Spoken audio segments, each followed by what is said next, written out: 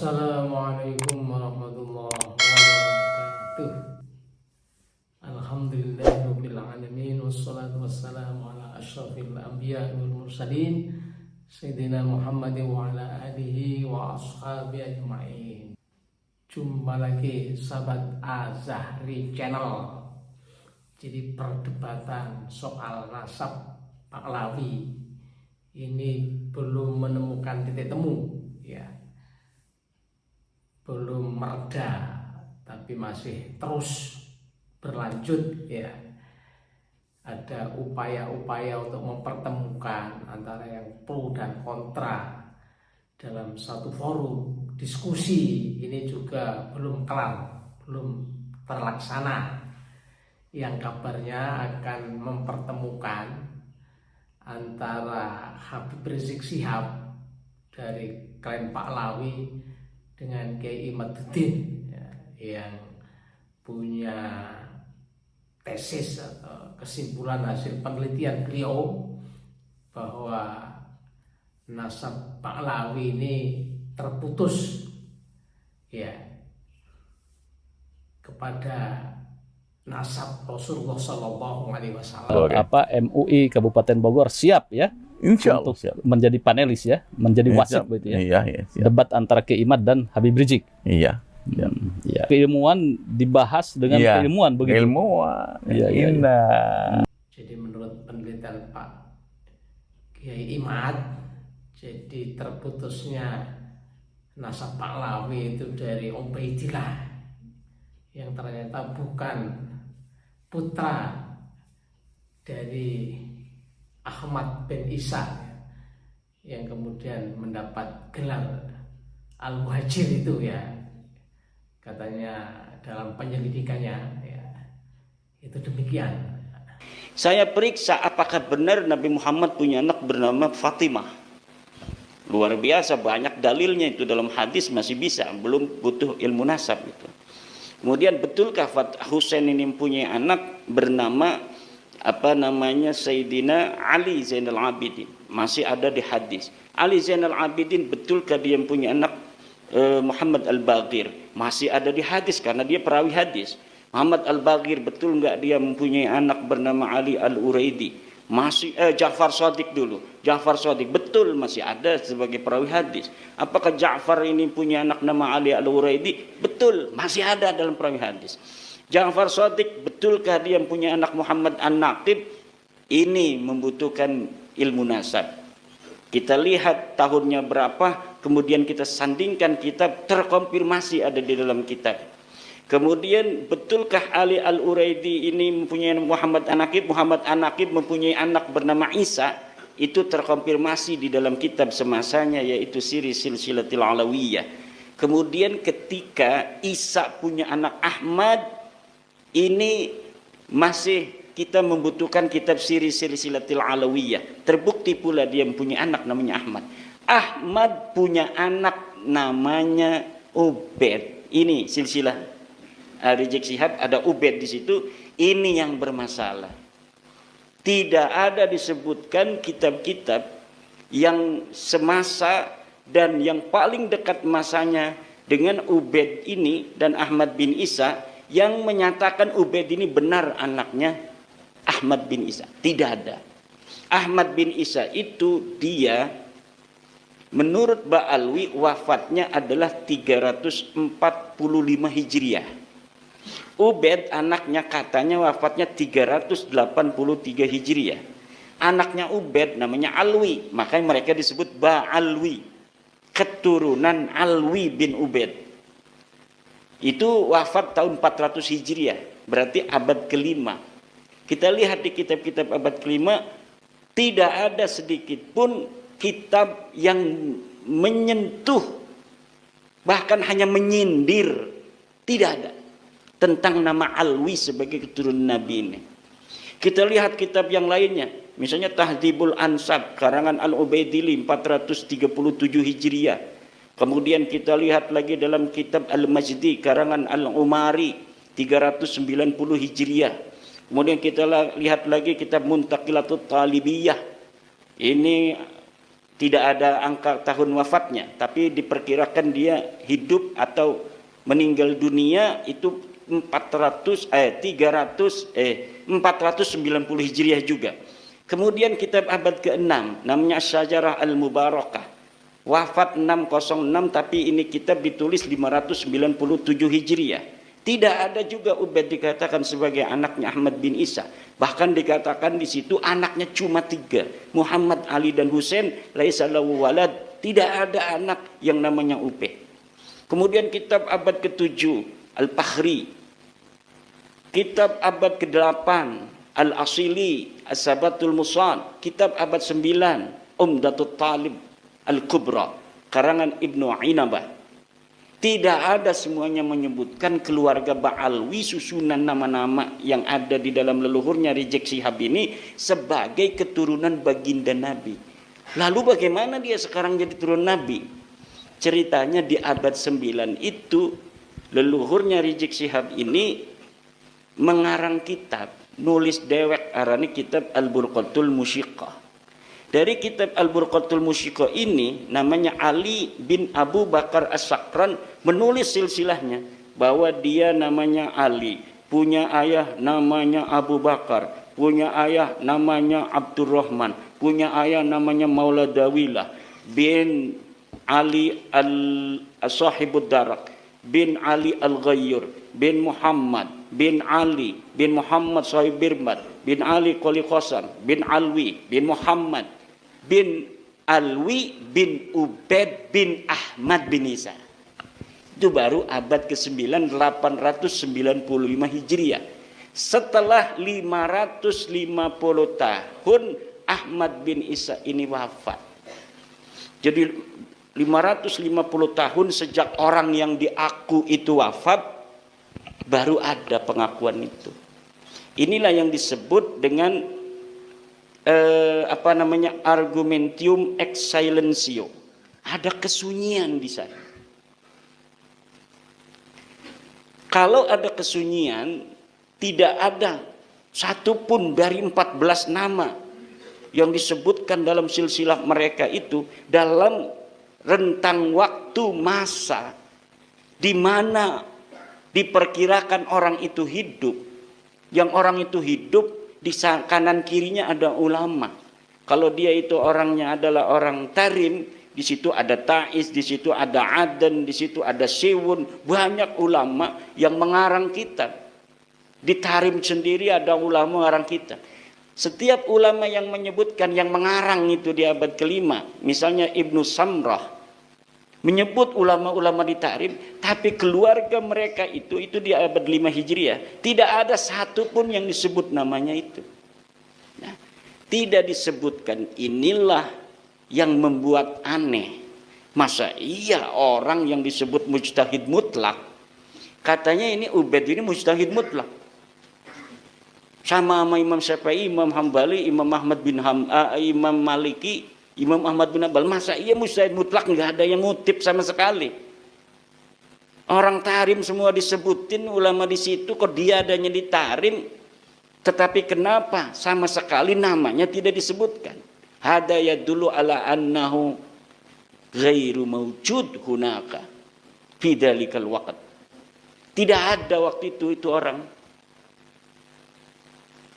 Bukan hanya dia tidak terverifikasi sebagai keturunan Nabi, Ubaid ini pun terverifikasi sebagai fiktif. Ya, perdebatan itu masing-masing punya argumentasi. Ya, sebagaimana kita saksikan berikut ini. Judul, benarkah habaib Indonesia keturunan Rasulullah Sallallahu Alaihi Wasallam? Mari kita lihat dulu nasabnya. Dari Nabi ke Fatimah Zahra, dari Fatimah Zahra kalau Husain, anak Sayyidina Husain yang merupakan datuknya Ba'alawi adalah Al-Imam Ali Zainal Abidin. Kemudian Imam Ali Zainal Abidin punya anak Muhammad Al-Baqir radhiyallahu an. Nah, Muhammad Al-Baqir, saudara. Nah, Imam Muhammad Al-Baqir ini, saudara, sangat terkenal. Nggak ada yang nggak tahu. Oh iya benar, Imam Muhammad Baqir itu memang anak Ali Zainal Abidin. Ali Zainal Abidin itu memang anak Sayyidina Husain. Nggak ada ulama yang nggak kenal itu sepanjang zaman, saudara. Dan keberadaan Muhammadul Baqir pun juga sebagai perawi hadis. Itu yang perlu kita tahu. Kemudian Muhammad al-Baqir punya anak Al-Imam Ja'far as-Shadiq. Punya Imam Ja'far as-Shadiq. Sebetulnya Al-Imam Ali Zainal Abidin punya anak, ada lagi satu namanya Zaid ibn Ali, adik daripada Muhammad al-Baqir. Saya tidak masukkan di sini karena kita hanya bicara nasab Ali Ba'alwi. Kembali ke Muhammad al-Baqir yang wafat tahun 118 Hijriah. Beliau punya anak Al-Imam Ja'far as-Shadiq. Imam Ja'far as-Shadiq ini sahabat Imam Abu Hanifah, saudara. Jadi Imam Abu Hanifah meninggal tahun 150 Hijriah, sedangkan Imam Ja'far as-Shadiq meninggal tahun 148 Hijriah. Maka itu Imam Ja'far as-Shadiq pernah belajar ke Imam Muhammad al-Baqir, saudara, bahkan pernah mendapat teguran dari Imam Ali Zainal Abidin. Jadi artinya orang-orang ini bukan fiktif, memang ada dalam sejarah. Alhamdulillah. Nah, kemudian Imam Ja'far as-Shadiq ini punya anak banyak, di antaranya Musa al-Kazim. Nah, Musa al-Kazim ini keturunannya disebut Al-Musawi atau Al-Kazimi. Itu banyak menyebar di Irak dan Iran, ya ikhwan. Jadi kalau kita ke Irak, ke Iran, nah ini banyak keturunan Musa al-Kazim yang menyebar di sana, dan memang sebagian besar mereka mengikuti mazhab Syiah Ja'fari, saudara. Nah, sementara satu lagi Ismail. Nah, Ismail itu keturunannya banyak di Mesir. Nah, itu yang kita sebut akhirnya muncul mazhab Ismaili, saudara. Nah, tapi ada satu putra beliau yang terkecil, yaitu Al-Imam Ali Al-Uraidi. Nah, jadi Imam Ali Al-Uraidi ini juga seorang perawi hadis, saudara. Beliau inilah, saudara, yang akhirnya saudara, Imam Ali Uraidi ini punya anak bernama Muhammad An-Nagib. Kenapa dijuluki An-Nagib? Karena anaknya ini menjadi naqabatul asraf, menjadi pemimpin para asraf, para ahlul bait yang ada di zaman itu. Dan beliau pindah ke Irak, saudara. Jadi dikenal dengan nama Imam Muhammad An-Nagib. Wafat tahun 200-an. Beliau punya anak namanya Isa Ar-Rumi. Ini juga seorang nagib, seorang naqibul asraf. Dia seorang naqibul asraf itu kalau kayak kita kepala sukunya lah, daripada ahlul bait Nabi alaihi salatu wassalam. Nah, beliau inilah yang punya anak Imam Ahmad Al-Muhajir, saudara, yang wafat tahun 345. Nah, kemudian bagaimana kok bisa sampai ke Yaman ini? Imam Ahmad Muhajir enggak lahir di Yaman, dia di Irak, saudara, bersama ayahnya. Nah, cuma ketika beliau tinggal di Irak terjadi fitnah Qaramitoh. Nah, tolong diingat, terjadi fitnah Qaramitoh. Qaramitoh itu kelompok Syiah yang sesat menyesatkan, saudara. Dan dia kelompok ekstrim, saudara, yang gampang betul membunuh orang yang tidak sejalan dengan mereka. Nah, akhirnya Imam Ahmad Muhajir melihat fitnah Qaramitoh itu begitu dahsyat, beliau ajak keluarganya semua dan para sahabatnya, saudara, kurang lebih ada 300-an orang. Itu rame-rame, saudara, dari Baghdad. Mereka rame-rame ke Madinah, kemudian ke Mekah. Nah, pada saat perjalanan itu terjadi perampasan Hajar Aswad, yang akhirnya beliau lihat ini fitnah udah kelewat batas, saudara. Di mana-mana terjadi kekacauan, huru hara, saudara. Akhirnya beliau bawa seluruh keluarga dan sahabatnya 300 orang ke Hadramaut. Nah, dari situ akhirnya Imam Ahmad Muhajir punya anak bernama Ubaidillah, atau disebut juga Abdullah. Sebagian kitab menyebut Abdullah, sebagian kitab menyebut Ubaidillah. Ini bukan kontradiktif, bukan. Ubaidullah itu kan tasghir daripada Abdullah. Baik, nah Ubaidillah ini punya anak yang bernama Alwi. Inilah Habib yang pertama dari keturunan Nabi yang dikasih nama Alawi. Sebelum itu nggak ada yang namanya Alawi, ya ikhwan. Nah, ini yang pertama kali disebut Alawi, sehingga keturunannya disebut Ba'alawi. Nah, jadi Ba'alawi diambil dari nama ini, saudara. Makanya di situ ditulis Alwi Jaddu Ba'alawi. Ini kakeknya Ba'alawi, saudara. Nah, dan Alwi ini masyhur dalam sejarah, saudara, putra Ubaidillah. Dan orang semua tahu kalau dia cucunya Ahmad Al-Muhajir. Sampai-sampai Imam Sakhawi menyebut namanya, Imam Ibn Hajar Al-Haythami juga menyebut namanya, saudara.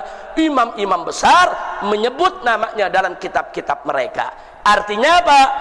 Ubaidillah dan Alwi juga bukan cerita fiktif. Dari Alwi lahir anaknya namanya Muhammad, Muhammad lahir lagi namanya Alwi. Dikasih nama kakeknya Alwi. Jadi ada dua tuh yang namanya Alwi, saudara.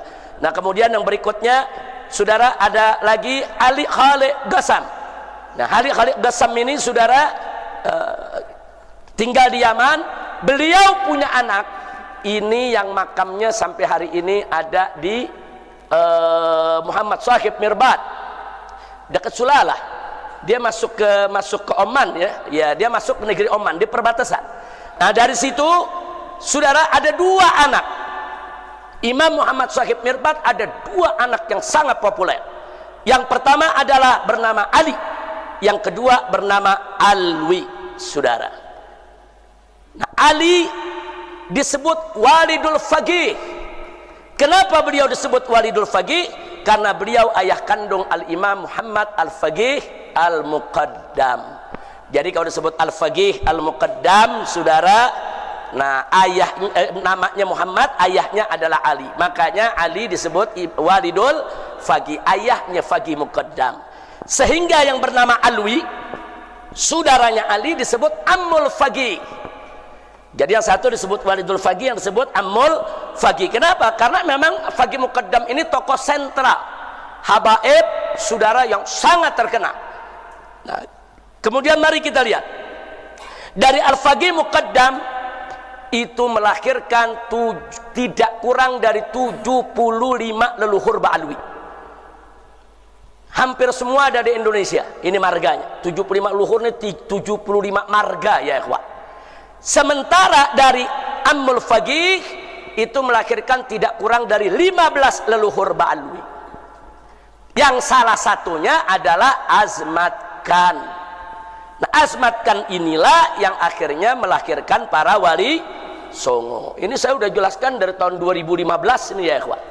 Nah, makanya kalau Anda baca buku saya yang berjudul FPI, Dialog Amar Ma'ruf Nahi Munkar, saya cantumkan di sana nasab wali Songo secara lengkap sampai kepada Pangeran Yusuf, atau yang tadi disebut Maulana Yusuf oleh Kiai Qurtubi, saudara. Sampai di situ itu nasab tercatat, saudara.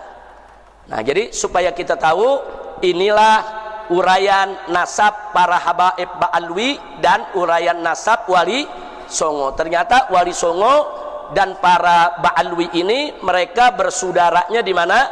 Mereka bersaudaranya satu datuk di Imam Muhammad Sahib Mirbad. Nah, saudara. Nah, baik. Nah, pertanyaannya sekarang, kenapa kok yang wali Songo datuknya nisbahnya ke Azmat Khan? Azmat Khan itu terkenal di India, saudara. Jadi perdebatan mengenai nasab Pahlawi, apakah ini cucu Rasulullah atau tidak, ya, yang semula diyakini seperti itu, dan Habib Rizik mulai tahun 2015 sudah menjelaskan, tapi nampaknya penyelidikan, penelitian terhadap manuskrip atau naskah-naskah yang dilakukan oleh Kiai Imad yang juga dapat menjelaskan bahwa pokok persoalan terputusnya nasab Pahlawi itu dari Ubaidillah. Apakah Ubaidillah ini ada atau fiktif?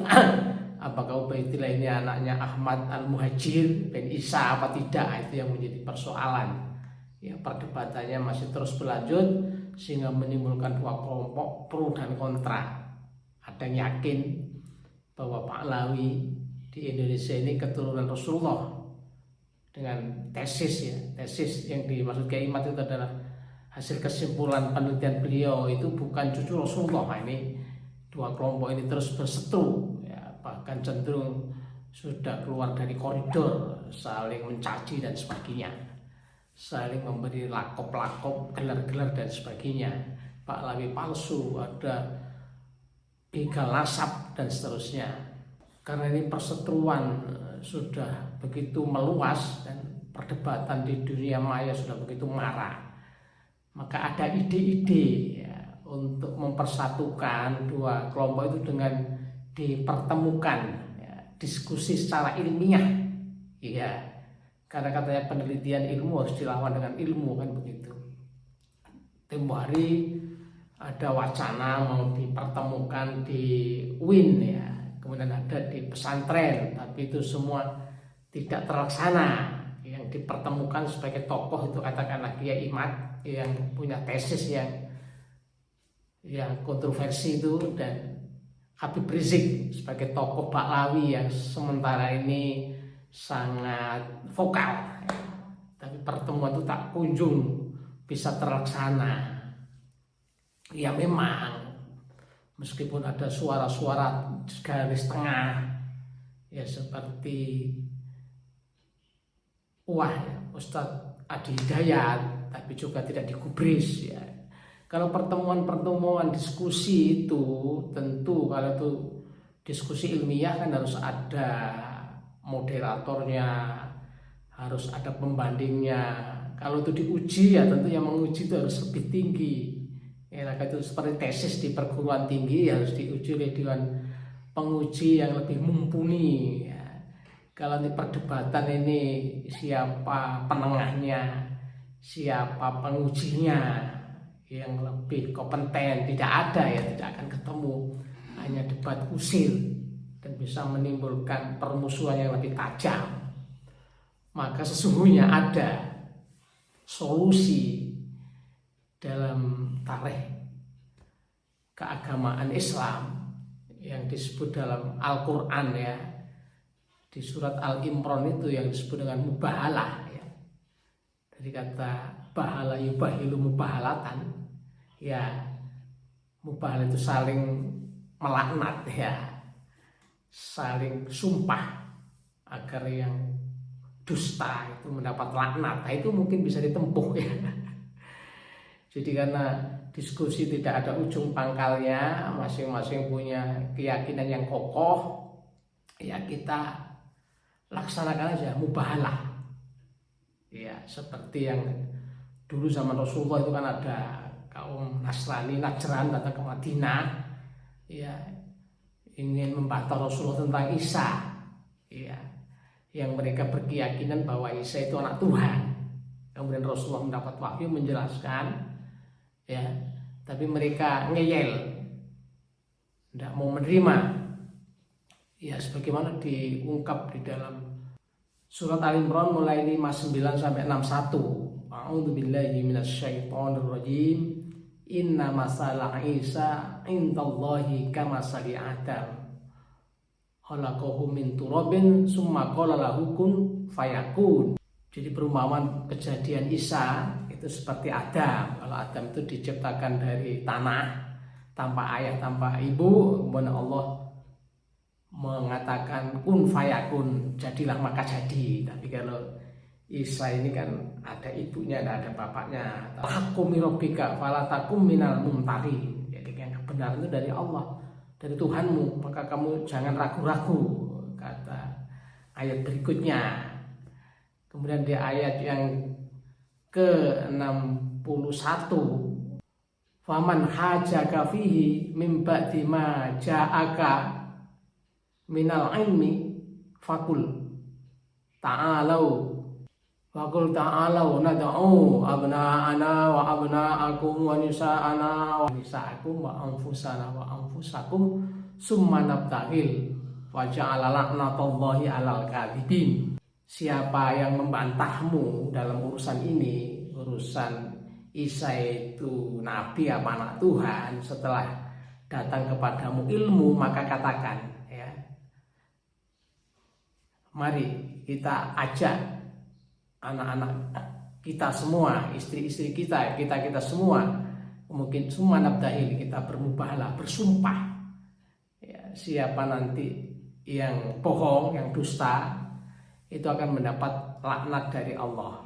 Summa nabtahil faja'ala la'natallahi 'alal kadhibin, maka laknat Allah akan jatuh pada orang-orang yang bohong. Sekarang sumpah aja, ya.